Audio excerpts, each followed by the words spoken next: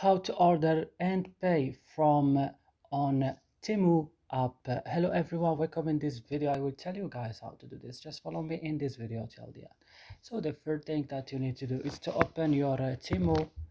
Then it will open directly on your home page. Right now you have to choose the thing that you want to buy. For example, I will choose from here random things to buy. For example, this wash.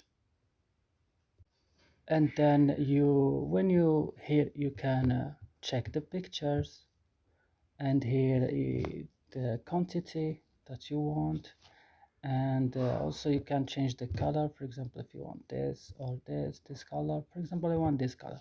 What I should do right now is we just click on add to cart, and then click on this option right here, as you can see, and it will show me my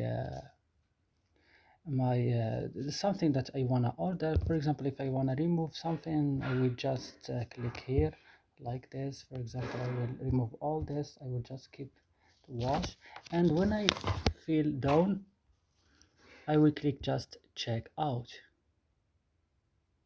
and click continue check out, and here I will write my data, all my information, my phone name, street address, apartment, zip code, city, state, and my phone number. And then when I click save, it will take me to write my information of my card, bank card.